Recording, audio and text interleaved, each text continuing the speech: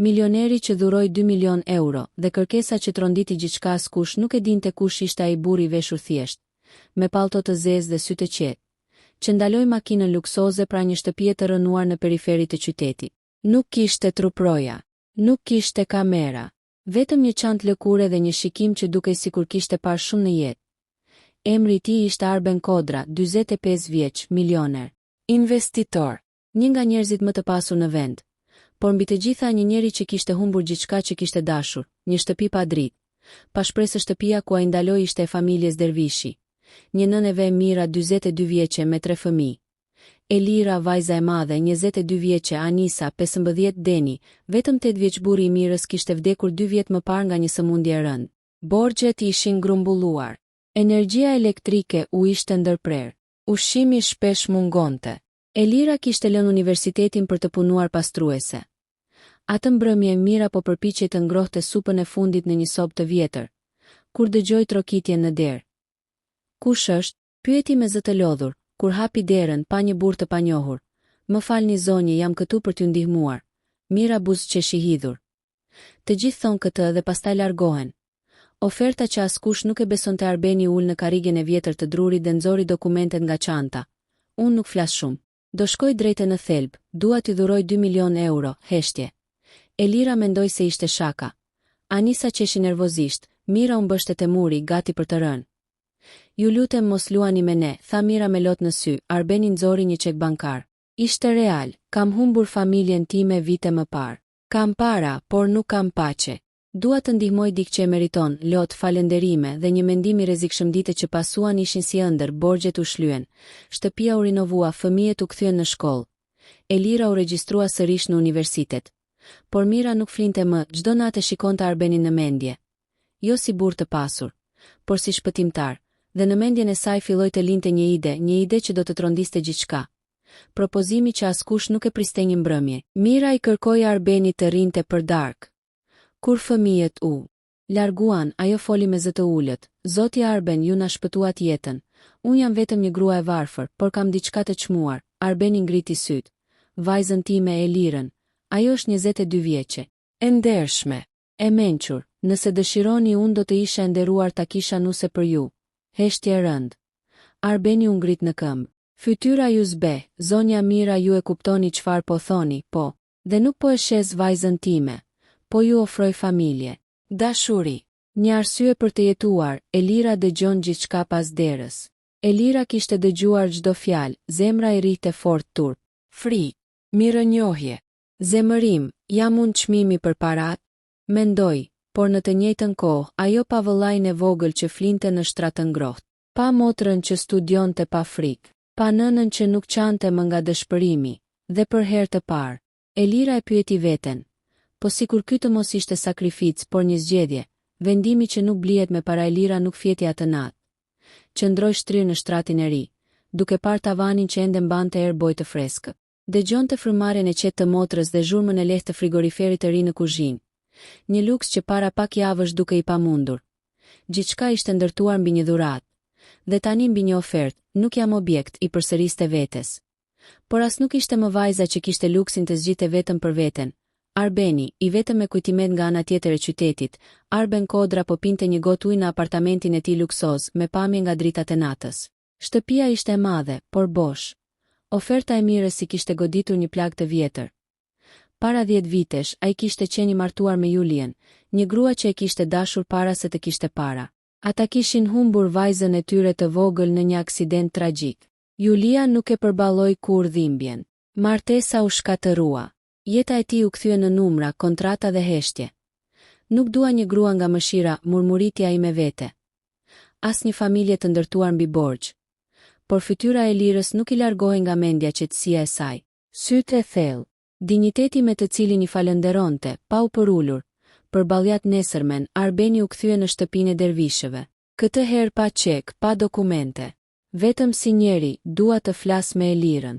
Vetëm Mira u zbe, sigurisht nëse ajo dëshiron. Elira doli në obor. Ajri ishte i ftohtë, e dëgjove gjithçka, apo jo? E pyeti Arbeni drejt për drejt. Elira uli syt, pastaj ngriti sërish, po. Dhe dua të jem e qartë, nuk jam mall, nuk jam pagesë. Nëse jam këtu, është sepse unë e zgjedh, Arbeni buzëqeshi lehtë me një lloj dhimbjeje. Kjo përgjigje më duhej. Një ofertë ndryshe, nuk do të martohem me ty nga mirënjohja, vazhdoi Elira. Por as nuk mund të pretendoj se jeta jonë është normale. Ju na ndryshuat fatin, Arbeni mori frymë thellë.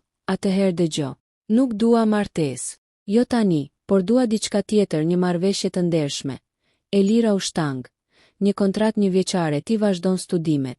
Jeton jetën tënde, ne njihemi. Pa presion, pa detyrim, në fund të vitit nëse ndjem diçka reale vazhdojmë. Nëse jo, se cili shkon në rrugën e vet me dinjitet dhe familja ime. Pyeti Elira, parat që dhash nuk lidhe me këtë marrëveshje. Ato janë dhuratë. Pa kushte, dyshimi nënës kur Mira dëgjoi për marrëveshjen, zemra ju mbush me frikë. Po nëse të lëndon, po nëse njerëzit flasin. I tha vajzës, Elira u kthye nga ajo me një qetësi të re. Nën, për herë të parë, dikush po më pyet çfarë dua unë. Kjo ka më shumë vlerë se çdo pasuri, Mira heshti. Në sytë e saj kishte pendes dhe lehtësim. Fillimi i një loje të rrezikshme ditët kaluan. Elira u transferua në një apartament të vogël pranë universitetit, të paguar nga vetë Arbeni, por në emrin e saj. Ata takoheshin rrallë. Kafe, biseda të gjata, heshtje të rehatshme, por qyteti nuk flinte, fjalët nisën, e shitur. E martuar për para. Milioneri gjeti nuse të re. Elira u përball me paragjykimin, Arbeni me fajin. Dhe pikërisht kur gjithçka duke e kontrolluar një figurë nga e kaluara e Arbenit u shfaq papritur, Julia. Ish gruaja, me një sekret që do të shkatëronte gjithçka. Sekreti që kthehet nga e kaluara e Elira ishte ulur në bibliotekën e universitetit. Por syt nuk i lexonin rreshta. Telefoni i vibroi lehtë mbi tavolinë. Arben, duhet të flasim. Sot, është e rëndësishme.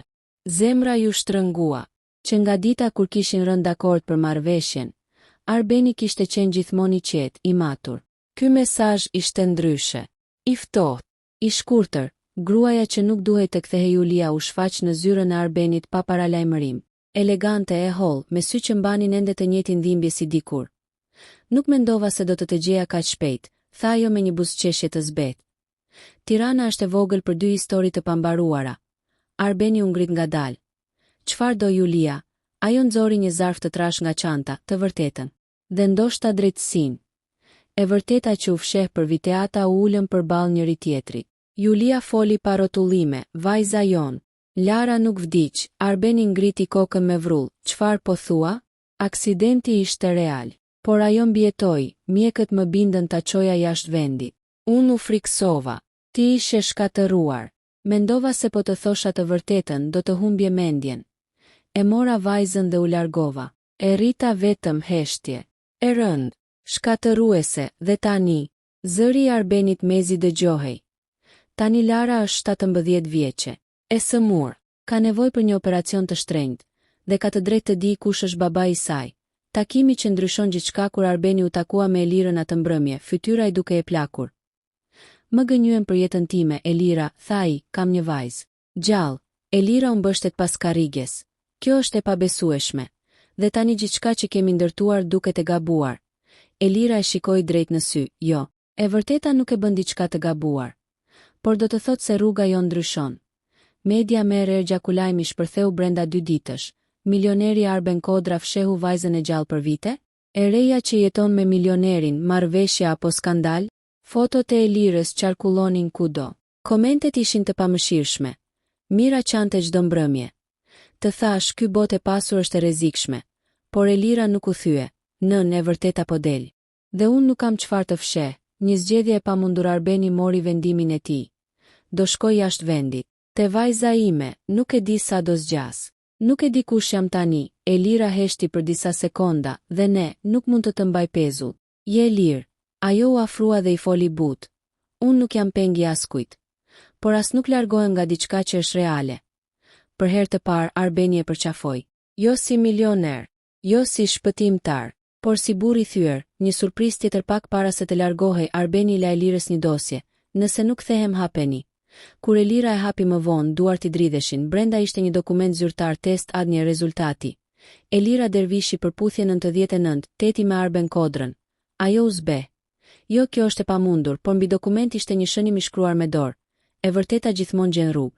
Edhe kur dhem, E vërteta që shkatëron dhe shpëton njëkohësisht Elira u ul në dysheme. Me dosjen ende të hapur në duar. Fjalët përputhje 99. Teti i silleshin para syve si një makth. Kjo s'mund të jetë e vërtet, përshpëriti. Mendja e shkoi menjëherë te nëna e saj. Te mira, te heshtjet e çuditshme ndër vite, te mungesa e fotove nga foshnjëria, te pyetje që nuk ishin bërë kurrë. Ajo u ngrit me nxitim dhe mori rrugën për në shtëpi. Përballja me nënën Mira po paloste rrobat kur Elira hyri brenda pa trokitur. Nën, zëri i saj dridhej, duhet të flasim. Tani, Mira e pa në sy dhe e kuptoi menjëherë. Fytyra ju zbardh, e more vesh, tha ajo ulët, çfar ka marr vesh, këtë? Elira i hodhi dosjen mbi tavolinë, Mira u ul ngadalë. Lotët i rëshitën pa zë. Elira, ti nuk je vajza ime biologjike, heshtje. Ajri u bëi rënd, çfarë po thua? Shpërtheu Elira, kush jam unë atëherë? Sekreti i varrosur 22 vite Mira mori frymë thellë dhe nisi të tregoj. 22 vite më parë, unë punoja si infermiere në një klinik private. Një natë u sol një foshnjë e braktisur, nëna kishte vdekur në lindje. Babai ishte zhdukur, Elira ndjeu se po humbiste ekuilibrin. Vajza ishte ti, askush nuk të kërkoj. Unë nuk isha fëmijë atëherë dhe të mora. Pa letra, pa zë dhe babai im. Zëri i Elirës ishte i ftohtë. Mira uli kokën. Emri në dosje ishte Arben Kodra, e vërteta e adën se gjithçka u bë e qartë. Testi nuk ishte gabim, nuk ishte ndodhur asgjë ndaluar. Ajo dhe Arbeni nuk ishin pasur kur lidhje romantike reale. Ata ishin dalur gjithmonë në kufit e respektit, sikur diçka brenda tyre i kishte mbajtur larg. Ai nuk e di, tha Elira. Apo jo, Mira tunte kokën, jo. As ai, as Julia, unë e mora mbi vete këtë mëkat. Telefoni që ndryshon gjithçka. Elira e telefonoi Arbenin menjëherë. Ai ishte tashmë jashtë vendit, pranë vajzës së tij, Larës. Arben, zëri i saj ishte i ngjirur, duhet të dëgjosh diçka. Dhe duhet ta dëgjosh nga unë, ai heshti. Pastaj tha, të dëgjoj. Kur ajo mbaroi së treguari, nga ana tjetër e linjës kishte vetëm frymëmarrje të rëndë. Atëherë zëri i tij u thye, kam 2 vajza. Takimi i babait me të vërtetën Arbeni u kthye pas një jave. Takimi u bë në një zyrë avokatie. Ishin të gjithë aty. Arbeni, Julia, Mira dhe Elira. Julia u ngrit në këmbë para. Ti më the se vajza jon kishte vdekur, ndërsa një tjetër po rritej këtu, pranë teje, Mira qau. Nuk kërkoj falje për dashurinë, vetëm për heshtjen, avokati foli qartë. Ligjërisht, Elira është vajza biologjike e Kodra. Por juridikisht çështja është ndërlikuar për shkak të mungesës së dokumenteve. Arbeni u afrua te Elira. Nuk më detyrohesh për asgjë, por nëse më lejon, dua të jem babai yt. Lotët i rëshitën. Elirës, kam pasur një baba, por mendoj se zemra ka vend për më shumë se një të vërtet. Fundi i një keqkuptimi, fillimi i një familje, skandali medial u shua ngadalë. Por kjo histori mori një kthes tjetër. Jo dashuri e ndaluar, jo marrëveshje e errët, por i bashkimi humbur në kohë.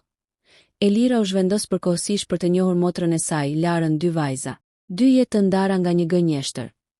Dhe Mira mbeti vetëm me pendesën dhe paqen që e vërteta më në fund doli. 2 motra, një gjak, 2 fate. Spitali ishte i qetë atë pasdite. Dritaret e mëdha lëshonin një dritë të zbet dimri, ndërsa Elira ecte ngadalë në korridor, me zemrën që i rrihte fort. Në fund të korridorit ishte dera ku ndodhej Lara, motër, një fjalë që deri pak ditë më parë nuk kishte ekzistuar në jetën e saj. Arbeni ndaloi pranë saj. Nëse nuk je gati, thaj me zë të butë. Elira tunte kokën. Kam kaluar gjithë jetën duke mos ditur kush jam. Tani dua të di gjithçka. Takimi i parë Lara ishte shtrirë në shtrat, e dobët, me flokë të errët dhe sy të mëdhenj që ngjanin jashtëzakonisht me sytë e Elirës. Kur Elira hyri, Lara buzëqeshi lehtë. Ti duhet të jesh. Elira, zëri i saj ishte i lodhur, por i ngrohtë. Po, u përgjigje Elira duke ju afruar, unë jam. Ata u pan për disa sekonda si në pasqyrë, e njëjta formë hunde. I njëjti shikim i thellë. Babai më ka treguar gjithçka, tha Lara, dhe mos mendo se jam e zemëruar. Jam mirënjohse. Elira ul pranë saj dhe ja mori dorën. Më vjen keq për gjithçka që ke kaluar, Lara buzëqeshi. Të paktën tani e di që nuk jam vetëm. Lotët rodhën pa zhurmë. Jo nga dhimbja, por nga njohja. Lufta për jetën. Operacioni i Larës ishte i rrezikshëm dhe i shtrenjtë. Shuma ishte marramendse, por Arbeni nuk hezitoi as një sekond. Parat janë të parëndësishme, tha ai, koha jo, por Elira kishte marrë një vendim të saj. Dua të bëj testin e përputhjes. Nëse mund ta ndihmoj edhe me një pjesë të vogël do ta bëj. Arbeni e shikoi me krenari. Je më e fortë se sa mendon. Mira përball vetëm së ndërkohë. Mira kishte mbetur vetëm në shtëpinë që dikur ishte plot zëra. Anisa dhe Deni ishin të afërmit përkohësisht. Ajo e dinte se kishte bërë gabime të mëdha, por nuk ishte penduar që kishte dashur Elirën si vajzën e saj. Një mbrëmje Elira u kthye dhe ul pranë saj. Nën, tha ajo pas një heshtjeje të gjatë, ti nuk më linde por më rrite. Mira shpërtheu në lot. Do të jem gjithmonë nëna jote, nëse ma lejon Elira e përqafoi fort. Gjaku më tregoi nga vi. Dashuria më tregoi kush jam. Operacioni dita e operacionit erdhi, orë të gjata pritje, heshti. Lutje. Frik. Kur mjeku doli nga salla, Arbeni u ngrit menjëherë. Operacioni ishte i suksesshëm. Arbeni u mbështet te muri, i thyer nga lehtësimi. Elira mbylli syt dhe mori frymthell. Ajo do të jetoj. Një fillim i ri muaj më vonë, Lara filloi të rikuperohej. Elira dhe ajo u bën të pandara. Dy motra që po rindërtonin kohën e humbur. Arbeni nuk ishte më thjesht milioner.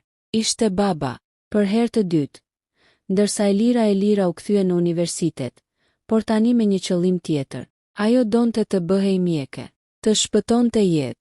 Ashtu siç dikur dikush kishte shpëtuar të sajen, kjo histori nuk ishte përpara, as për skandal, as për një ofertë të gabuar. Ishte për të vërtetën që dhemb, dashurinë që fal dhe familjen që nuk zgjidhet, por gjendet. Pjesa 6, epilogu, aty ku mbyllet një plag dhe hapet një jetë, kaluan 2 vjet. Jo si në përalla, ku gjithçka shërohet menjëherë, por si në jetën reale, ngadalë, me hapa të vegjël, me ditë të mira dhe net pa gjumë. Një shtëpi e re, por jo luksoze. Arbeni kishte shitur apartamentin luksoz në qendër të qytetit. Jo sepse nuk mund ta mbante, por sepse nuk i dukej më shtëpi. U zhvendos në një vilë të thjesht, pra një parku, ku dritaret hapeshin drejt zërave të fëmijëve dhe jo drejt xhamit dhe betonit. Në atë shtëpi jetonin tani Arbeni, Lara, Elirajo si projekti i një milioneri, por si familje që po mësonte të jetonte bashk. Lara, vajza që fitoi jetën. Lara u rikthye në shkollë. Flokët ju rritën sërish. Ngjyra në fytyrë ju kthye. Ajo qeshte më shpesh dhe fliste për të ardhmen, diçka që dikur i duke e pamundur. Një pasdite ajo i tha Elirës: "E di çfarë më shpëtoi më shumë se operacioni?" "Çfarë?" pyeti Elira, "Që nuk jam më sekret, që ekzistoj." Elira e përqafoi fort. Ajo e dinte saktësisht çfarë donte të thoshte. Elira zgjedhja për të ndihmuar të tjerë. Elira nisi studimet për mjeksi. Jo sepse donte të ishte dikush, por sepse donte të ishte për dik. Në një nga ligjëratat e para, profesori pyeti: "Pse doni të bëheni mjek?" Studentët dan përgjigje klasike. Kur erdhi radha e Elirës, ajo tha: "Sepse dikur isha një fëmijë pa emër të qartë dhe një mjek i panjohur më dha shansin të jem këtu sot." Klasa heshti. Profesori vetëm tunte kokën. Mira, Paqja që vjen vonë. Mira jetonte ende në shtëpinë e rinovuar. Anisa dhe Deni ishin rritur, më të fortë, më të sigurt. Ajo punonte në një qendër sociale, duke ndihmuar gra që ndodheshin aty ku kishte qenë dikur ajo. Një ditë Elira e vizitoi. "Nuk të urrej," i tha thjesht, "as nuk të justifikoj, por të fal, Mira, qau." "Jo nga dhimbja, nga lehtësimi." "Falja," tha ajo, "është dhurata më e madhe që kam marrë ndonjëherë." Milioneri që nuk kërkoi kur lavdi. Arbeni themeloi një fondacion. Jo me emrin e tij, as me emrin e kompanisë. Fondacioni quhej Drita. Qëllimi ishte i thjeshtë. Fëmijë pa dokumente, raste mjekësore të rënda, familje që nuk ishin zë. Kur e pyetën pse nuk e reklamonte, ai u përgjigj: "Disa gjëra bëhen për të shpëtuar njerëz, jo për të fituar duartrokitje." Takimi i fundit simbolik. Një mbrëmje vere, Elira dhe Arbeni ulën në park. "Nëse nuk do të ishe ndalur atë ditë te ajo shtëpi," tha Elira. "Nuk do ta dija kur që kisha një vajzë," u përgjigj ai, "dhe nuk do ta dija kur se çfarë do të thotë të jetosh me kuptim." Ai e shikoi. "Më shpëtove më shumë se unë ty." Elira buzëqeshi. "Ndoshta ndonjëherë njerëzit takohen jo për të dashuruar, por për të gjetur." Fjala e fundit. Kjo histori nisi me para, me një dhuratë që tronditi gjithçka, por përfundoi me diçka shumë më të madhe. Të vërtetën familjen faljende ndonjëherë. Mrekullia më e madhe nuk është të bëhesh i pasur, por të mos jesh më vetëm.